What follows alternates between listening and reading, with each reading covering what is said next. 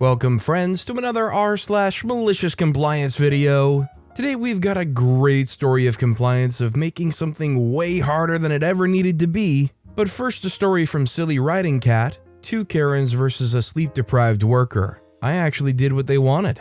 A quick key, OHF is old/handicaps folks, a former workplace. Blueberry, a former boss, a Karen. Pickle, boss's assistant, also a Karen. Pretzel, the other graveyard shift worker. I no longer work at the old/handicaps folks place, but I'm still contacted by Blueberry, Pickle, and other staff. A little more lore here. Blueberry used to be a good boss. She was really good for the first 6 years, then she was given an award and shoved her favorite stick up her rear end and never saw a need to pull it out. After that, her assistant Pickle came along.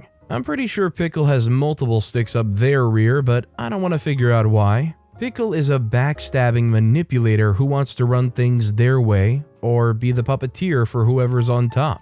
Thanks to Pickle, the sticks, and Pickle's backstabbing shenanigans, Blueberry has become a Karen in charge of OHF. Pickle had always disliked me, and I never knew why. Pickle was Blueberry's pet and second in command, which also meant that Pickle was allowed and encouraged to follow and critique all staff. Pickle nitpicked anything and everything that me, Pretzel, and a couple of other staff did. Even if we did the things Pickle wanted us to do the way they asked, we would be yelled at. Both Blueberry and Pickle would yell and belittle staff, especially when together. Now, on with the story. Pretzel and I both worked graveyard shift. Passing meds, toilet runs, and cleaning were always on the list of to-dos. Pretzel liked playing hard and asked for the weirdest graveyard shift schedule I'd ever seen. 2 on, 1 off, 1 on, 3 off. That was her usual, making mine a direct reflection of hers. It was horrible. We finally got ourselves figured out. Pretzel and I would trade off and on, 2 on, 3 off. I usually had the 3 in a row.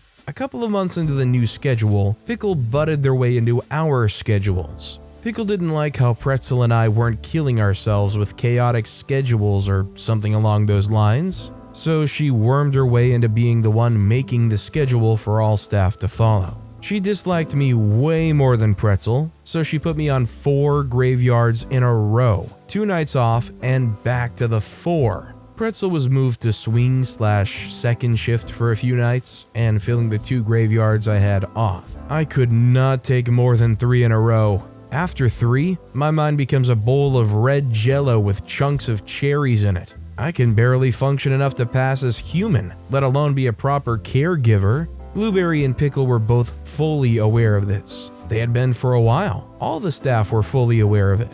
Pickle used my jello state as a tool to constantly attempt to hack me to figurative pieces, saying that I was making errors that were worthy of firing me, but that they'd give me another chance. I warned them over and over again that if the schedule was not returned to the way Pretzel and I had agreed on before, I would turn my 2 weeks notice in. Blueberry and Pickle decided to ignore me and keep on their trail. One day, Pickle dared me to do something about my situation. Malicious compliance unlocked. I got to work.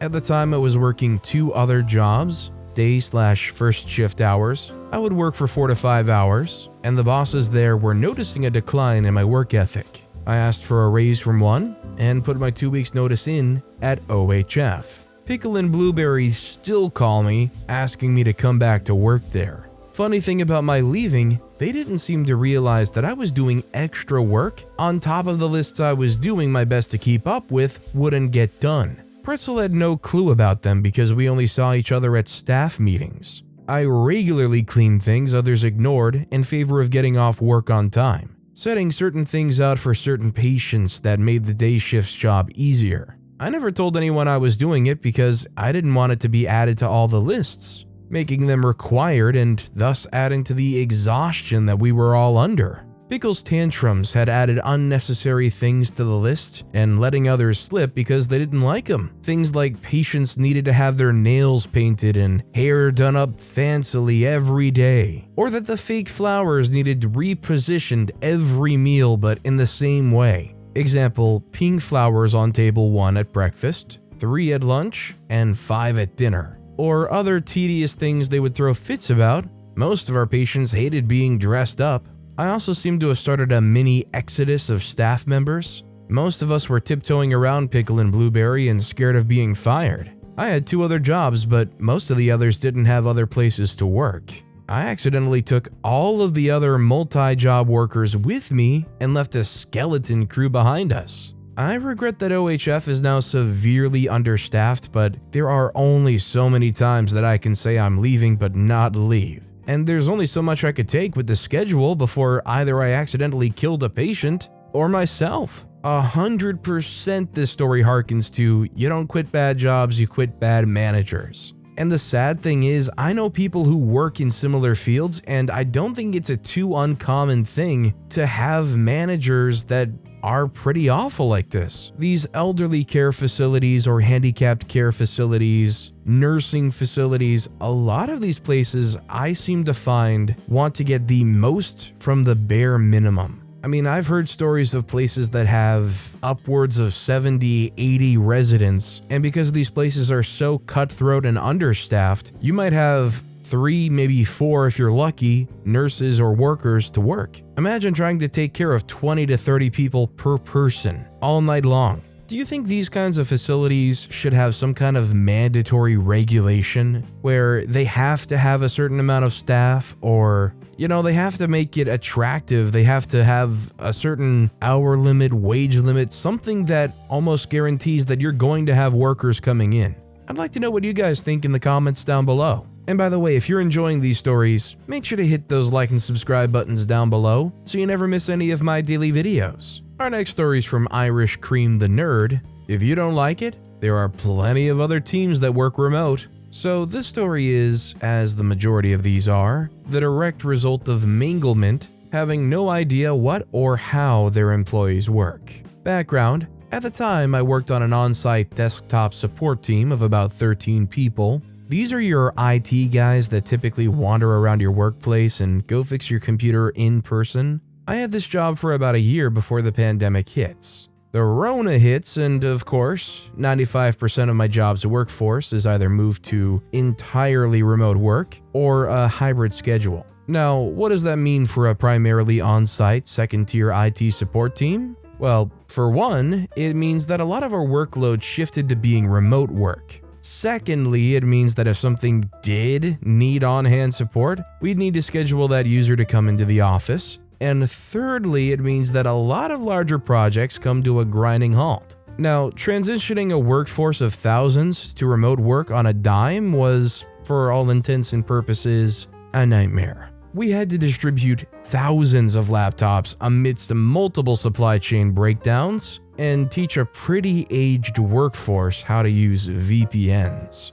Needless to say, we absolutely rocked it despite all the hurdles. We spent a year plus of the pandemic managing hybrid schedules. Basically, for that entire time period, each one of us was on site at least 2 full days a week, and then coming in for an hour or 2 at a time for appointments with users if they didn't fit into our normal days. This worked out for everyone. Almost none of our users were ever regularly on site. We always had 2 to 3 people in the office at any given time for emergencies, and we smashed through ticket queues. Our team was heaped with praise on all sides. But this wouldn't be a malicious compliance story if that was the case, now would it? Malicious compliance? So after having rocked support IT during a pandemic and receiving praise from every department, Manglement remembers a project that we've been putting off: Lifecycle Replacement, LCR. Lifecycle replacement is the fancy IT term for replacing computers when they get too old.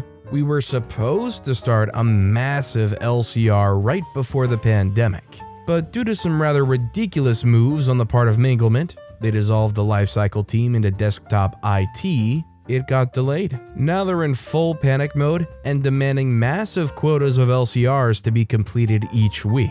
Despite 2 mitigating factors: 1, we're not receiving enough computers in the first place to meet those quotas. 2, it's hard to force masses of employees who've had a taste of work-life balance to come into the office to replace a whole computer with their whole working lives on them. So quotas are not being met, and Manglement is beginning to sweat because their bosses are wondering why this thing that was supposed to be finished a year ago is barely even starting.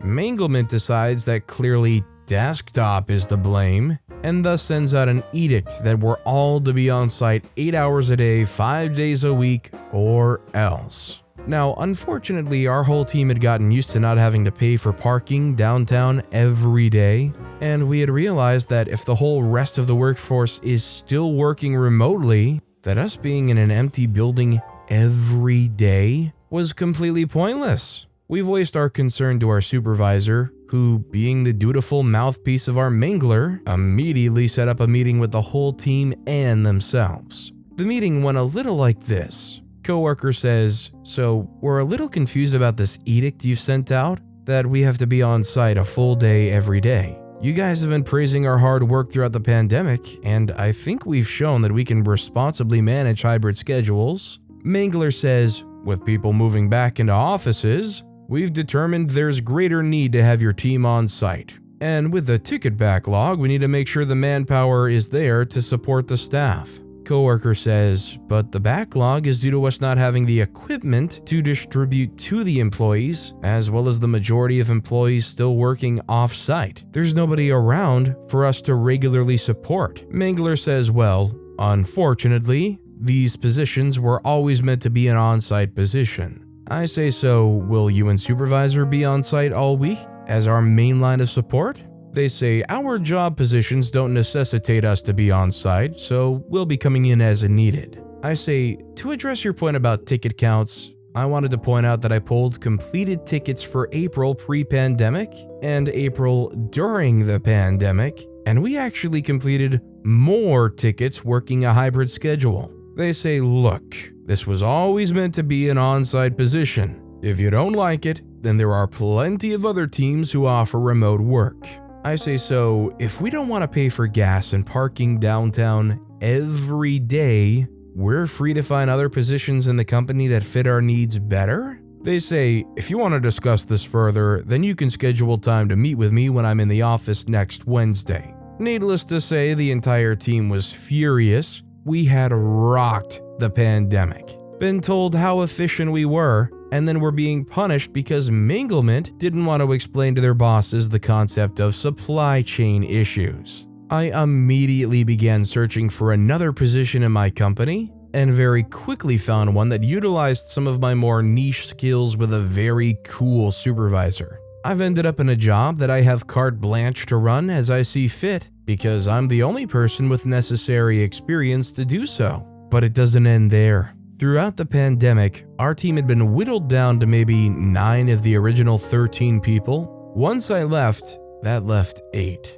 3 more followed suit and joined the remote help desk team, leaving 5 original team members. Fallout, Manglement decided at that time, since the primary focus was LCRs, that they could just hire a bunch of low-paid interns to fill in the empty spots. Now, the second whammy to this whole shebang is that recently our union had a new contract coming up, and Manglement apparently didn't take much time to read the new contract, because the contract forbids using interns to do the work of full-position union members. So now the desktop team consists of 5 original full IT employees and 5 interns who are only allowed to image computers. Their ticket queue still has tickets from June.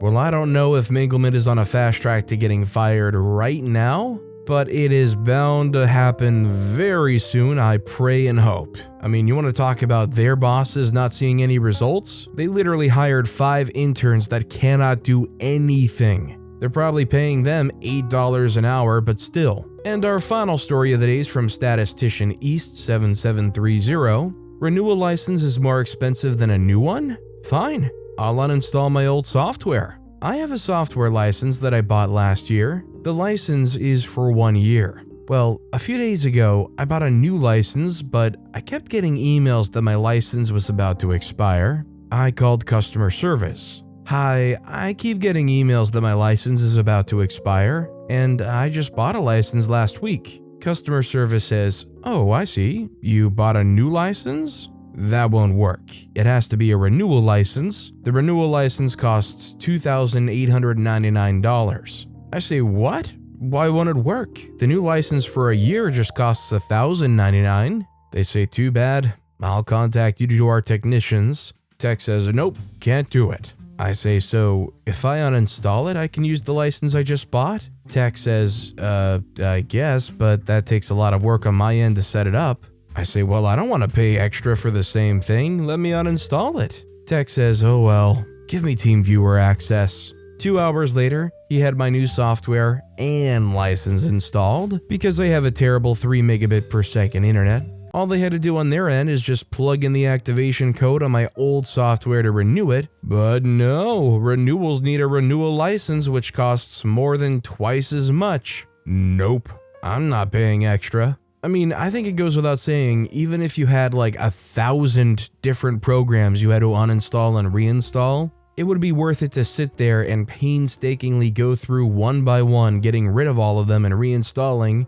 rather than paying another $1,800. Now you want to talk about a premium ripoff, but with that being said, that's all the time we have for today. Now if you want to hear another absolutely awesome malicious compliance story, click on that left video, or if you missed my latest video, check out the one on the right.